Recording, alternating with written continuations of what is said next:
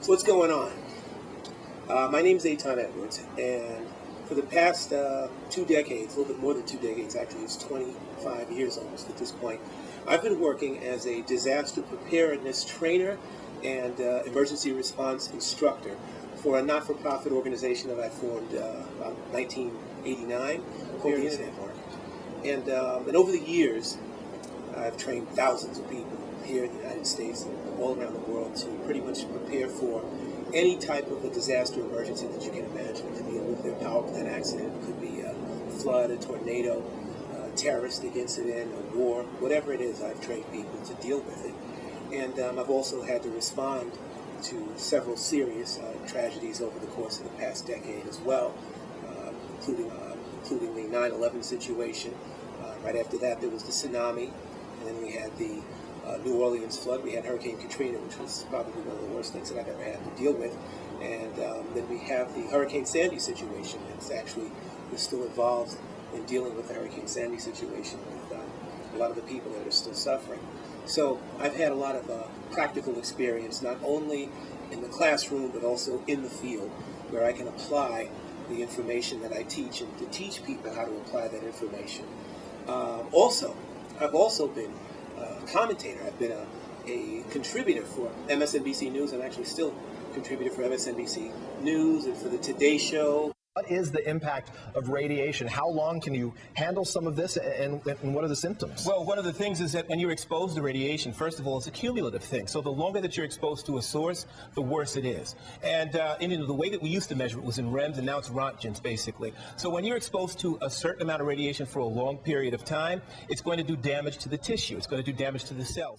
I look at that every time here, Aton, and I cannot believe it. I know, it's like a CGI effect, but it's real. We're living through it. Aton Edwards going to be... Aton Edwards is a disaster preparedness expert and the author of Preparedness Now. Aton, good morning to you. Good morning. I want to put a map up on the screen. It may be disturbing to a lot of folks here in this country. We're showing not only the quake zone, where we're most quake prone in this country, but also where the power plants are in this country. Yeah, but I think the American people are taking this too far. We don't have to really worry about getting these pills right now and having a mad rush for this. This is a thyroid blocker. It protects you from getting, cancer in the thyroid.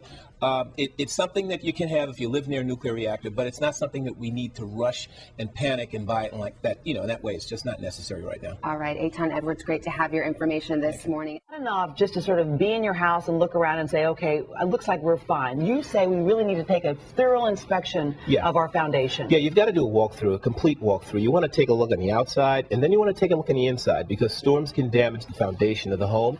And if your foundation's been damaged, it's something that needs to be worked on. It's not something that you can just ignore and try to patch it up yourself. I had a Discovery Channel special called Track Me If You Can. It was featured on National Geographic Television's 6 Degrees. I'm the technical advisor for Doomsday Preppers. Aton Edwards travels across America, offering personal preparedness training designed to survive disasters like the chaos of a climate meltdown. Katrina was our lesson, but Katrina was a lesson that's going to be repeated again. Sustained during an earthquake can be very severe. Severe lacerations, avulsive wounds where you tear the flesh off of your body, injuries to the eyes, and even burns.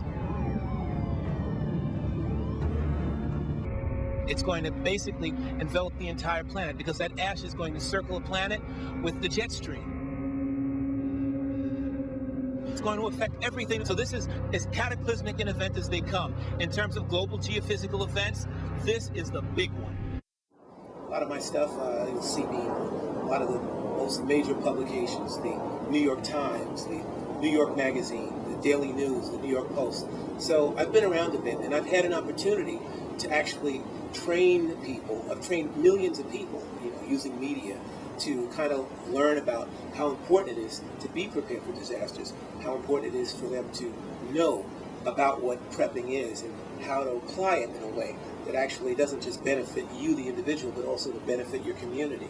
So this is something that I've, taken on as my life's work. And in fact, even this year, very significant year for me, because I'm going to be actually addressing the United Nations. I'll be at the General Assembly and addressing the General Assembly about what people need to do around the world to fortify their infrastructures for disasters, what civilians need to do, what governments need to do. This is something that I'm going to actually present to the General Assembly with every world leader and every person who can make these decisions in their country.